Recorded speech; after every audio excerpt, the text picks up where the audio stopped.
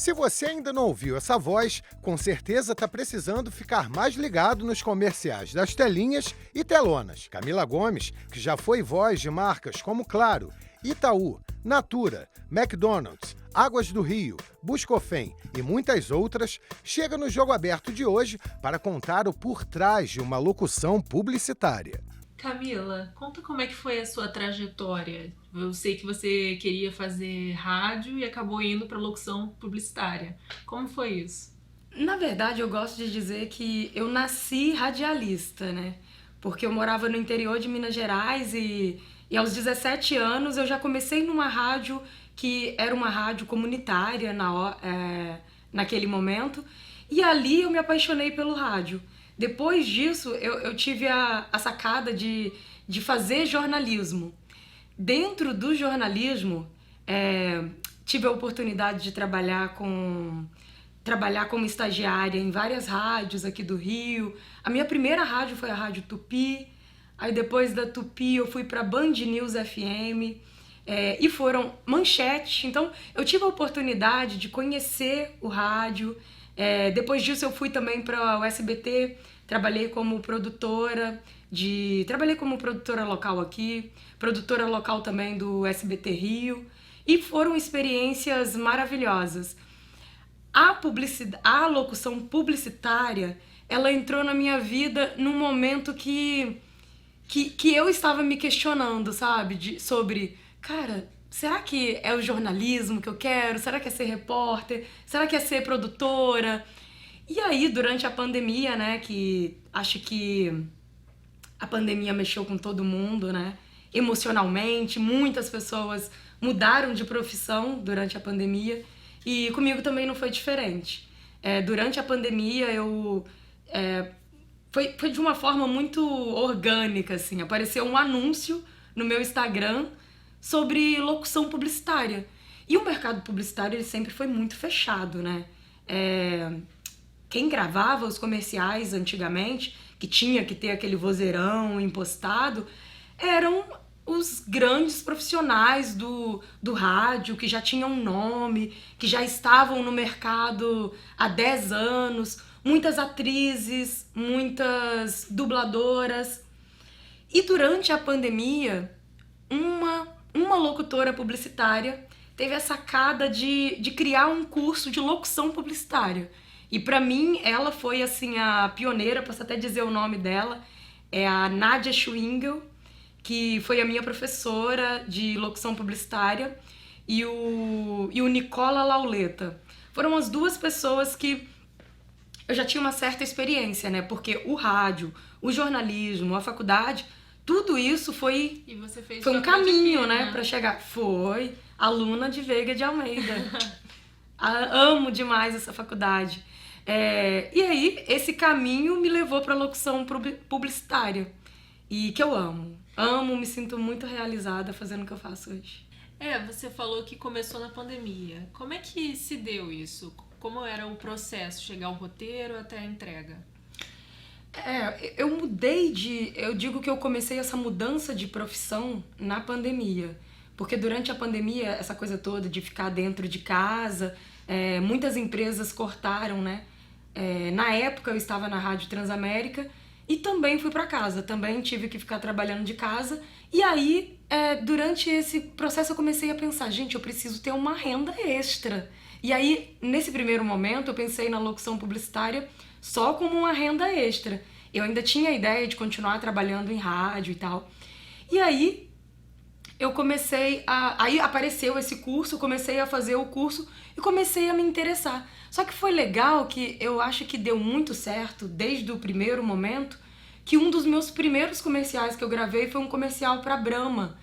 Então, esse comercial para Brahma, ele me vendeu para várias outras produtoras. E aí como que é o processo, né? A sua pergunta. Dentro desse curso, eu fiz um portfólio, que é quando você grava comerciais, já com marcas grandes.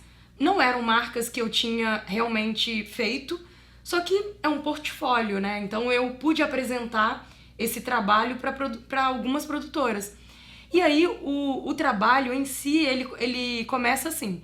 Algumas marcas, quando vão anunciar, elas fazem um casting. Por exemplo, uma Brahma da vida. O da Brahma foi um presente, porque esse não veio como casting. Ele já chegou pra mim, tipo assim, Mila, é a sua voz que nós queremos, e aí ele já passou o briefing e tal, e eu consegui colocar ali o que a Brahma queria para aquele comercial, que foi até uma homenagem pro Dia das Mães. Mas geralmente, por exemplo, a gente vai fazer um comercial de McDonald's pro Spotify. A minha voz, geralmente o marketing da produtora e o marketing do McDonald's selecionam algumas vozes. E aí eles montam a persona, né? De acordo com o comercial, eles pensam, qual a voz que a gente quer? A gente quer uma voz jovem, a gente quer uma voz de mãe. A idade da minha voz é uma voz entre 25 a 40 anos. Eu passo essa imagem, né? Essa sonoridade, melhor dizendo. Eu ia até te perguntar essa questão da construção da voz para cada uma das marcas, né? Essa diferença que tem. Porque são marcas muito famosas e com diferentes repertórios. E como é que você faz essa diferenciação da voz? Então, aí é o briefing. Porque cada comercial, ele tem um briefing, né? E de acordo com o que a produtora quer para aquele comercial, muitas vezes eu gravo comerciais que eu nem gosto do resultado final. Mas o marketing daquela produtora, o marketing da marca, quer aquele direcionamento, né? E muitas vezes a gente grava também com direção, que eu amo, que é quando você tá dentro, eu tô dentro do meu estúdio, na minha casa, e aí pelo Zoom a gente fica ali com umas 5 pessoas da produtora, representantes por exemplo, de uma Coca-Cola, e eles ficam ali direcionando a gente, ó, fala mais assim, não, agora eu quero que você busque essa emoção. É um trabalho, às vezes a gente fica tipo 1 hora e meia, repetindo frases de um comercial de 30 segundos. Caramba! Que são uns comerciais. Quando tem mais esse cuidado, assim, são geralmente comerciais nacionais. Que aí você é bem direcionada, sabe? Não, coloca a sua voz mais aqui. E é muito legal. Eu gosto muito de fazer, de gravar com direção, porque não tem aquele vai e volta, sabe? Ah, não, essa frase aqui não ficou muito legal. Quando você grava com direção, já é certeiro. Já certeiro vai que não... e funciona, né? Que não vai voltar, vai dar certo. E você falou que trabalhou com rádio e agora com publicidade. Qual é a diferença da voz, assim, no rádio e na publicidade? A diferença do rádio para essas marcas... Cara, eu acho que talvez seja o briefing de cada propaganda. E o rádio é gostoso porque tem uma espontaneidade, você tá ali conversando com os ouvintes, você tá vivendo aquilo ali junto com eles. Não que isso não aconteça na publicidade, é muito legal também. Só que na publicidade eu acho que é um pouquinho mais direcionado para cada peça. Cada peça tem uma história. O rádio, a história é cotidiana. E a gente faz parte também da vida dos ouvintes. Isso é muito legal, de você acordar às 6 horas da manhã e começar um programa às 7 horas da manhã. De estar indo para o trabalho com aquele ouvinte. E na publicidade a gente conta histórias. E geralmente histórias muito boas. Na publicidade a gente sempre teve essa ideia de que era muito competitiva e uma coisa bem rígida. E como é que você fez para adentrar esse mercado? E você está falando que ele mudou bastante. Como é que você vê essa mudança? Eu vejo de uma forma muito positiva, porque eu acho que mudou para melhor. Porque a publicidade hoje, ela se aproxima muito do natural, sabe?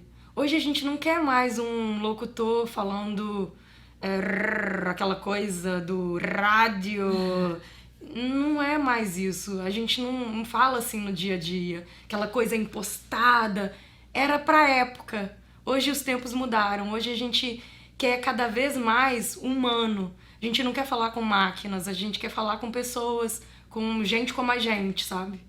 E você tem alguma dica para dar para quem está começando ou deseja começar na área da locução? A dica é se especializar. Como toda profissão, você tem que se especializar, você tem que se inserir no mercado. A dica é olhar quem está no mercado. Pensa, onde eu quero estar? Pega uma voz referência e olha para aquela voz, escuta e fala assim, eu quero ser como essa locutora. Além da questão da voz, o que mais você acredita que seja importante a pessoa que está trabalhando com a locução, que ela desenvolva? Quais outras habilidades? Olha, o teatro ajuda muito, porque quando você faz uma locução, você tá, de certa forma, atuando. Porque você tá ali passando uma mensagem que aquela marca pensou. Então, você tá, de certa forma, atuando, né? Então, eu acho que o teatro ajuda muito, o canto, você cantar. E, esquece essa coisa que precisa ter vozeirão. Não precisa ter vozeirão. A gente... são voz de pessoas normais. De pessoas que a gente encontra na rua. Que vivem ao nosso redor, sabe?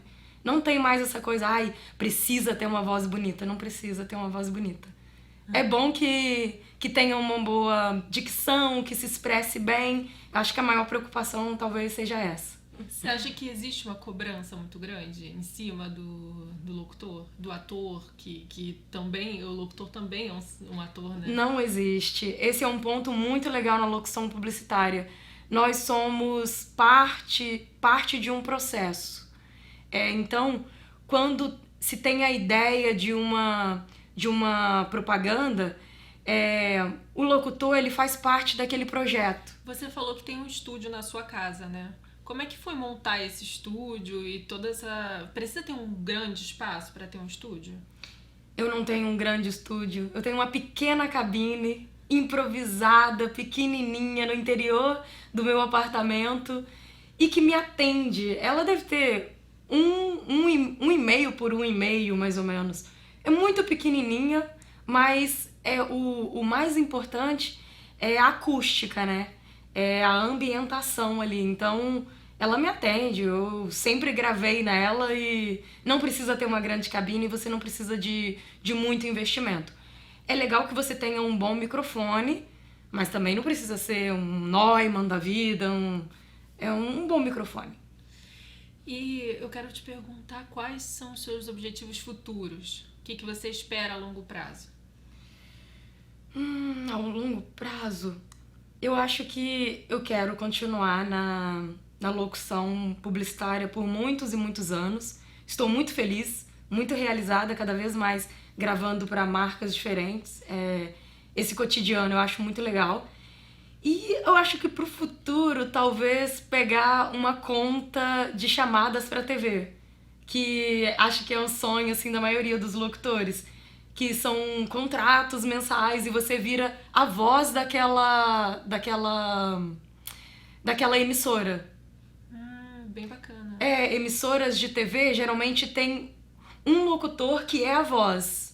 Então, eu acho que pra mim um grande sonho, assim, seria pegar a voz de uma emissora. Agora, pra gente finalizar, se você quiser colocar aí suas redes sociais para as pessoas que se interessaram te seguir, pode falar. O meu Instagram, tem o meu Instagram, o meu Facebook, é camilagomes.voz. E pode me seguir lá, pode me pedir dicas de locução publicitária que eu vou amar ajudar. Obrigada, Camila, pela presença. Muito obrigada pela entrevista. Imagina, Júlia, eu que agradeço pelo convite. É sempre muito bom voltar aqui na minha faculdade, que eu amo. Se vocês gostaram dessa entrevista, não esqueçam de seguir as redes sociais da TV Uva.